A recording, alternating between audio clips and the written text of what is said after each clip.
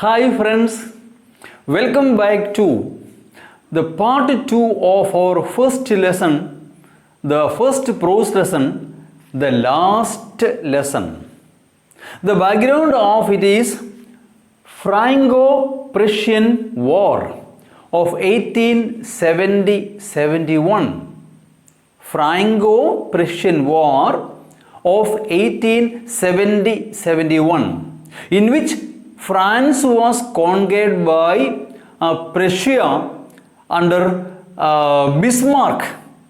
Yes, France was defeated by Prussia, see, under Bismarck, and from Berlin, Germany, the order came that French is no longer to be taught in the province of Alsace and Lorraine.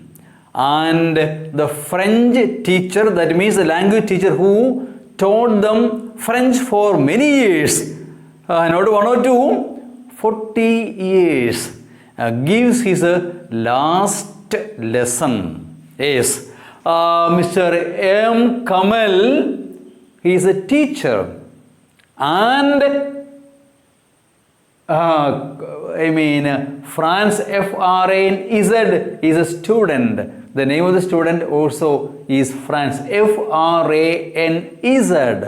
Yes, the narrator is our student, a student who is not a good student in this class. He did not learn his lessons well, especially participles, etc. And he was worried, and we saw all those things. To his surprise, when he came to class, he found some villagers sitting at the back benches. And he was surprised, and later he found that French was no longer to be taught in the school, because order came from Berlin that French was no longer to be taught, and this is going to be the last lesson of that French teacher. And he felt sorry, he felt sad, and he was asked a question he was unable to answer, but contrary to his expectation, the teacher did not scold him. Yes, that is our story by number 5. We have all a great deal to reproach ourselves with. There are many reasons for each one of us to scold ourselves. You need not be worried, bothered, or feel sorry that you are not able to answer me well, not able to read, not able to write.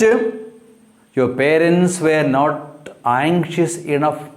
The reason why you are not able to study, you did not study, the reason is that your parents, they were not anxious enough, they were not bothered enough to how you learn. They did not bother to teach you well. They did not bother whether you learned it or not. They preferred to put you to work on a farm. It happens in villages. Parents won't send the children to school because they would be sent for some work so that they can earn something. Earning money is more important than learning something now. So your parents send you, not your fault. Your parents send you for some work so that you can earn something for them. Prefer to put you to work on a farm or at the mills. You would go and work at the mills so as to have a little more money, so as to earn something more.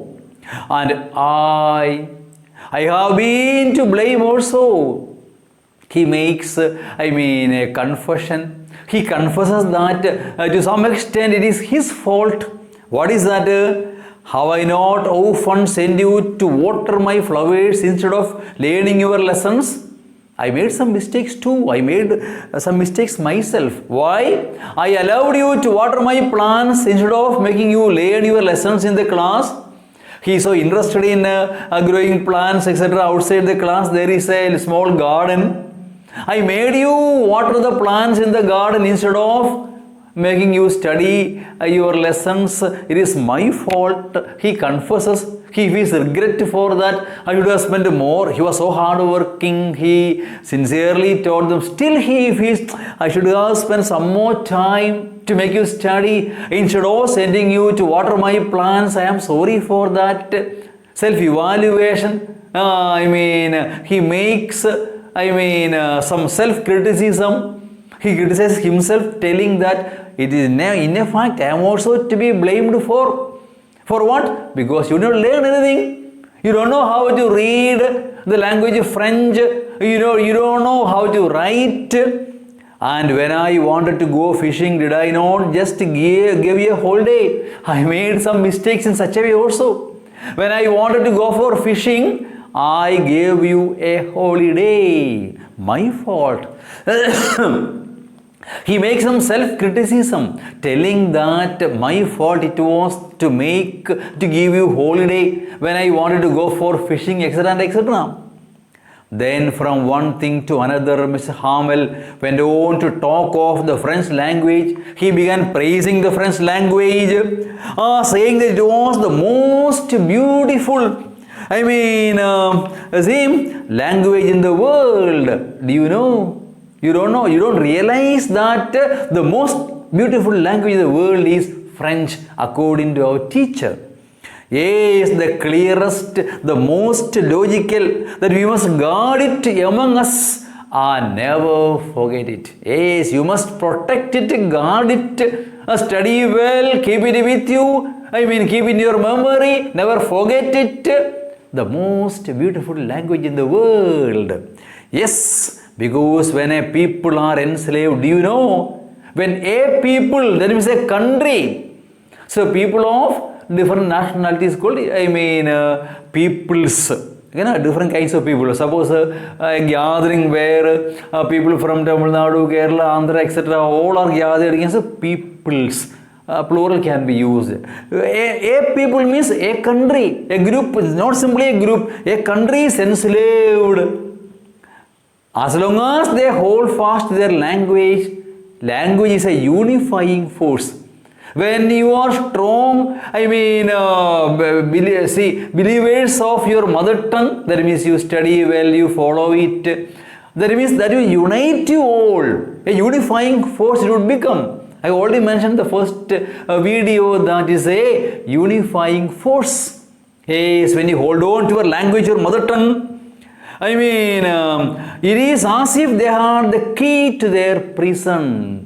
It is a key by which they can get themselves freed from being enslaved, as being imprisoned. It is a key from prison, to escape from prison. That means it will unite you, make you able to stand together. You can find your freedom. You can free yourself if you stick on to your mother tongue and you remain united under the one belt, that is your mother tongue, your language. So study French very well, keep it with you, be united. It is a key by which you can relieve yourself, get yourself freed from being enslaved. So study this language very well, the most beautiful language in the world according to our teacher. Yes, read once again same sentence. And that we must guard it among us and never forget it. Because when a people are enslaved, when a people of a country is enslaved, as long as they hold fast their language, as long as they hold on to their language, it is as if they had the key to their prison. Yes, that means using that key of their mother tongue, they can stand united and get themselves freed from. Then he opened a grammar and read us our lesson. Again, the last lesson also, he won't teach them something. A new grammar lesson is being taught. I was amazed to see how well I understood it. For the first time, I realized I understood it very well. I never cared to learn those grammar lessons, participles. I told present participle, past participle, infinitive. Oh, boring. But for the first time, I felt grammar is so easy. So easy to understand because I was attentive, 100% attentive. For the first time in my life, says the student. His name also is Franz, F-R-A-N-E-Z. Okay, he confesses that Grammar is no difficult thing to learn. It is so easy to learn because he was so attentive. He was interested. He was so attentive. So he understood that, he realized that it is the easiest thing to learn grammar. Okay, all he said seemed so easy. For the first time I felt everything that he said was so easy. So easy, I think, that I had never listened so carefully. Yes, I had never listened so carefully, and that he had never explained everything with so much patience. He too was explaining everything with so much patience. It seemed almost as if the poor man wanted to give us all he knew before going away. Our poor teacher, dear teacher, wanted to teach everything he knew before going away, giving the last lesson. Last lesson means last class, not simply a lesson. He taught many lessons he taught, but last class, that is what is meant by. And put it all into our heads at one stroke, at one go. See, in this last class, he wanted to teach everything possible, because according to him, the most beautiful language, the language, your mother tongue, that will unite you forever and forever. You can get yourself, freed from your imprisonment. Yes, after the grammar, we had a lesson in writing. That day, Mr. Hamel had new copies for us. He brought some new copies for us, written in a beautiful round hand, means good handwriting. France, Alsace, France, Alsace. They looked like little flags floating everywhere. These words seem to be like flags floating everywhere. Just imagine, on Independence Day, all children are given small flags. They are all holding like this, no? Flags being held on by every student. In addition to flag hoisting. Very nice to see, no? A tricolor flag, you can imagine. Okay, hung from the road at the top of our desk. It seemed just like that. You ought to have seen how everyone set to work. Everyone of us, everybody began working. And how quiet it was, how calm and quiet it was. Okay, the only sound was the scratching of the pens over the paper. Some small sound was there when everybody was writing. Okay, once some beetles flew in, some beetles came flying, but nobody paid any attention to them. Yes, nobody cared, you see, for the beetles that were flying around, because they were so concentrated on our work, writing, reading, everything. Yes, not even the little ones, even the small kids did not pay attention to the beetles that were flying around, who worked right on tracing their fish hooks as if that was also French. They just were handling some fish hook for catching fish. That also seemed to be like learning French. On the roof, the pigeons cooed very low. The sound is being made by pigeons on the roof. And I thought to myself, will they make them sing in German? Now, no more French, no. So, France is conquered by, Germany. So, German will be taught here. So, will they make the pigeons make their sound cooing in German? Even the pigeons, I was wondering. Whenever I looked up from my writing, I saw Mr. Hamel sitting motionless in his chair. Whenever I lifted my head and looked at him, I found him sitting in his chair and gazing first at one thing, then at another. Gazing means looking. See, gazing at something and looking, then suddenly looking at something else. So thoughtful he was, as if he wanted to fix his mind just how everything looked in the little schoolroom. His mind was wandering. He looked at one thing, then another. He was in thoughts. Several things were going on in his mind. Fancy, for 40 years he had been there in the same place, same chair. Chair might have changed. Okay, same classroom. Okay, so 40 years he had been teaching there. With his garden outside the window, just outside the window, his garden, his dear garden, and his class in front of him. Yes, how can he forget or these things ever. Just like that, only the desks and benches had been worn smooth. See, regularly he was coming there, teaching there, no change, classroom not changed, students will be changing, new students would come, old would be passing out, but he had been coming for the last 40 years in the same school, in the same class. And the walnut trees in the garden were taller. Years 40 passed by, the trees became tallest, some of them. Okay. Then, and the hope vine he had planted himself twined about the windows to the roof. Vine, a kind of vine plant he had planted, creeping from the windows to the roof. How it must have broken his heart to leave it all. That is the story. How can he leave it all? After 40 years of service, he is leaving the school forever and forever. He cannot come back also. He is prohibited to come back. He cannot come and meet his children as his students anymore. He cannot come and sit in his same chair anymore. He must bid farewell forever and forever. Yes, poor man, we felt like that. Okay, to hear his sister moving about in the room above, what is she doing? Packing their trunks, these boxes, packing, getting ready to travel. For they must leave the country next day. In a way, they are exiled from the country because, France is no more ruled by French people but by Germans.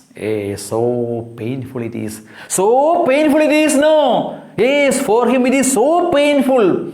And his sister packing their boxes and bags, etc., luggage getting packed to leave the country forever and forever. But he had the courage to hear every lesson to the very last. Yes, he was explaining everything possible. Having the patience to listen to everyone also. After the writing, we had a lesson in history. And then the baby standed there, Baba, black sheep, how any wool. He might have chanted same kind, not exactly same lesson now. Same typo, same kind of nursery rhymes made many children learn, many children learn those nursery rhymes, taught them grammar, taught them many other things in French language. But he can teach them no more. So small ones began chanting their nursery rhymes. Baby boo. Okay, just imagine Baba, black sheep, something like that. Okay, oh twinkle, twinkle, little star. See, imagine that he had been teaching there for last 40 years. Okay, down there at the back of the room, old Hauser had put on his spectacles. The villagers, some of them had come to pay tribute to the service of the French teacher. And our Hauser had taken his spectacles and holding his primer in both hands, primer's prayer book in both, just like Bible, in both hands, spelled the letters with them. Yes, even he too was able to spell French words. You could see that he too was crying. Everyone felt so sorry that our dear French teacher is leaving forever and forever, leaving the country forever. In a way, he too was crying. His voice trembled with emotion. Yes, trembled with emotion. And it was so funny to hear him that we all wanted to laugh and cry. Yes, we all felt so sorry. So sorry we felt. We all wanted to laugh and we don't know whether to laugh. We did not know whether to laugh. We did not know whether to cry also. Such a feelingful, emotional, bidding farewell. Yes, and how well I remember it, that last lesson. Says the narrator, the student, France. His name also is Franz, F-R-A-N-Z. Okay, yes, I remember it very well, that last lesson. All at once the church clock struck 12. We could hear the clock from the church, striking 12. Then the angelus Angels is a prayer which is regularly being, told in the morning, lunchtime, in the evening, etc. Regularly told prayer. It's a prayer. Okay. Same moment, the trumpets of the Persians, trumpet sound, soldiers marching, returning from the drill. They were returning from the drill. Sounded under our windows. We could hear the march past of the soldiers. Okay, not a French anymore, but a German. Mr. Hamel stood up very pale. He understood that his language, his class is no more, required here. You see, he is something like unwanted leaf. That's what. Okay, very pale. He stood up in his chair. He was sitting there. He stood up in his chair. I never saw him look so tall. I never saw him look so tall. He seemed to be very tall today. My friends, said he. My friends, my dear friends. He could not speak. But something choked him. The words became broken. He could not go on. He could not continue. Then he turned to the blackboard, took a piece of chalk, and bearing on with all his might, he wrote as large as he could. In big letters he wrote, Vive la France. Vive, or pronounced as Viva also. Okay, Vive la France. Vive means hooray, hip hip hooray. Just like, what is that? Jai Hind. Just like that. Bharat Mata Ki. Just like that. Vive la France. Hooray, France. See, that is a praising of France. Patriotic. See, just like our Jai Hind or Bharat Mata Ki. Now, we feel patriotism when we shout those words. When we say Bharat Mata Bolo, Bharat Mata Ki, then all will say Jai. No, that emotional outburst, patriotic outburst is being made here. Vive la France. His last words also were praising, shouting being patriotic, shouting that patriotic words. Vive la France. Then he stooped and leaned his head against the wall, and without a word, not even a single word was spoken, without even a single word, he made a gesture to us with his hand. Bye-bye, dear children. Goodbye, dear children. Goodbye forever and forever. Goodbye forever and forever. School is dismissed.